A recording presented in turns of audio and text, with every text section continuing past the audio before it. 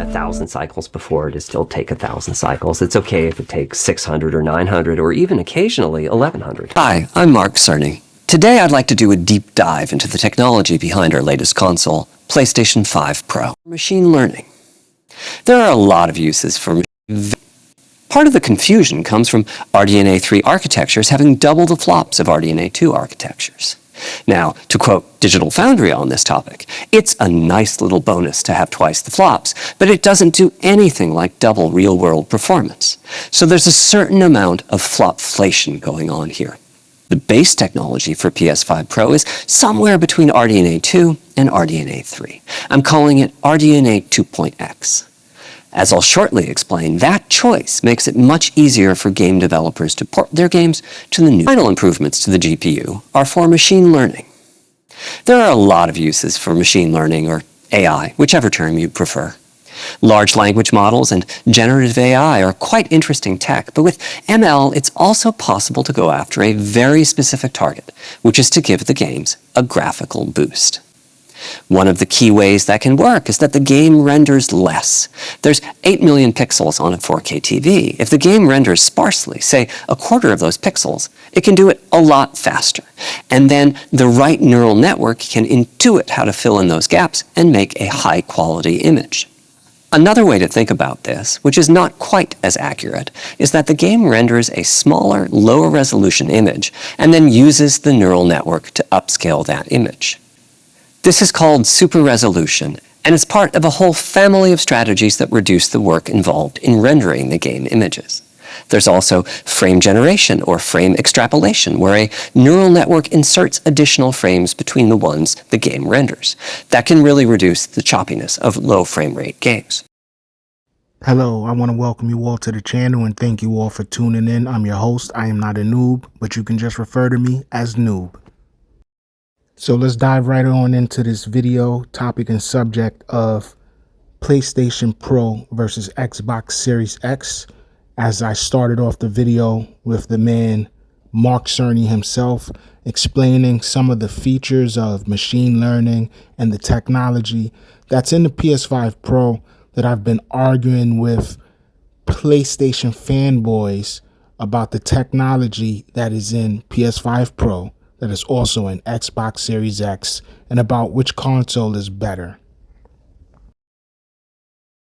No, I do not own a PlayStation Pro, nor do I own a PS5. I own a Series S and a Series X, but I want to stay on topic between the PS5 Pro and the Xbox Series X.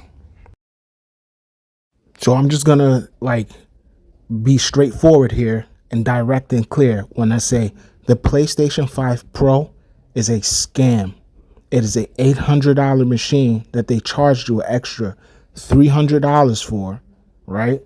For basically what you heard this man, Mark Cerny, one of the leads and CEOs over at Sony, tell you, teraflops don't matter, flops don't matter. And he called it flopflation, right?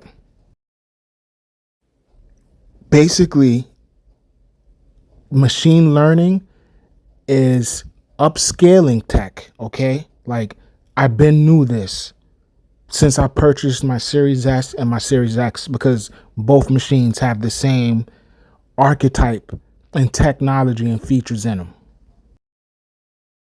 which has to do with an RDNA 2 chipset. And if I'm not mistaken, I think it's AMD. Now, the whole antithesis of me making this video of Xbox Series X versus the PlayStation 5 Pro is because Sony fanboys wanted to argue with me basically all day yesterday and basically tell me that the Series X console or series consoles doesn't have AI, doesn't have machine learning, doesn't have software machine learning, doesn't have hardware machine learning. And I literally posted to one of these, I'm gonna be honest, I'm gonna be professional here, but they're not a bright individual, which most PlayStation fanboys just aren't. They're not bright. And I showed him two different articles from Google itself, where Google basically tells you, yes, the Series X console as well as the Series S has AI machine learning, hardware and software, and it's been using it since day zero, since out of the box. How do I know that? Because I read the box, and then I actually did my research before I made my purchase about the specs, the tech, and the features that was coming in the machines. That's why I chose an Xbox over a PlayStation in the first place. Which all of it is upscalers, is upscaler tech, which is to help a developer say, well, I want to target this frame rate, or I want to target these visuals and fidelity in the game. I want to target native 4K, or I want to target 1440p, and then have the AI machine learning RDNA to upscale the damn picture and resolution, like what Mark Cerny basically explained to you. That's what the machine learning does. It takes a lower rendered picture, adds more pixels to give you a better visual quality than what's actually being perceived by the console itself. It's just making the workload easier for your rendering on whatever display you're using, whether it's a PC monitor or a TV, depending on what type of display you use. You also seen the Digital Foundry video in the beginning of them showing Elden Ring on the PS5, base PS5, and Elden Ring on the PS5 Pro, and they showed the frame rate generation counter, and it was only giving the game an extra 10 to 12 frames per second. That is some boost, some great valuable boost to justify your purchase for a Pro, which I'm not telling you how to spend your money. You spend your money how you want to spend your money, which I do the same thing. I'm going to spend my money on what I deem valuable to me as a consumer. Mind you, Elden Ring is a new game, which it has the label on it for PlayStation 5 Pro as enhanced, which is when I play it on, which I don't own Elden Ring, but I know because it's a new game designed for this gen, which all the games that are designed to take part and utilize the tech that is in these machines have a label on them. And Xbox was the first doing it, starting that, like, yo, this is X Series S and X enhanced, meaning it's taking advantage of the technology and features that is inside of the box.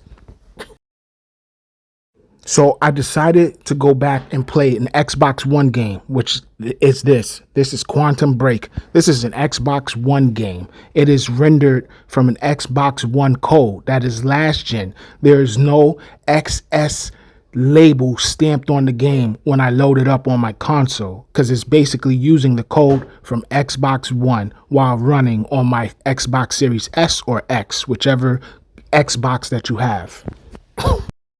And it looks damn good. There's no smoke and mirrors or gimmicks as to what the console is doing. It's taking a game that was made for last gen and it's making it have more frame rates and better visuals than it did on the Xbox One, which we already know they came out with an Xbox One X, which was supposedly native 4K. And the same thing with the Series S and the X. Series X in particular, was supposed to be featured on targeting a native 4K image. Meaning not upscaled. Native 4K is 2160p. That's the rendering for a 4K image. Not 1440p upscaled. 2160p. 2160 pixels. So to sum things up and close out this video, if you made it this far, why do I think the Xbox Series X is better? And no, it's better than a PS5 and a PS5 Pro. It's because I wasn't scammed into an extra $300 for upscaling technology that the machine had out the box. It literally takes games and makes games look and run better out the box before a dev has to come in and slap a patch or update on it and slap an enhanced label on it. You see it for yourself. You see the quality in this video. And this is an Xbox One game. And unlike the PSSR, it doesn't take an old game and make it look worse than what it was on an old console. But yeah, I'll be back with more deep dives into this exact topic. If you enjoyed this video, do your boy a favor. Smash the like button, share the vid, hit the subscribe bell, and stay tuned for more. Peace and be well. Noob out.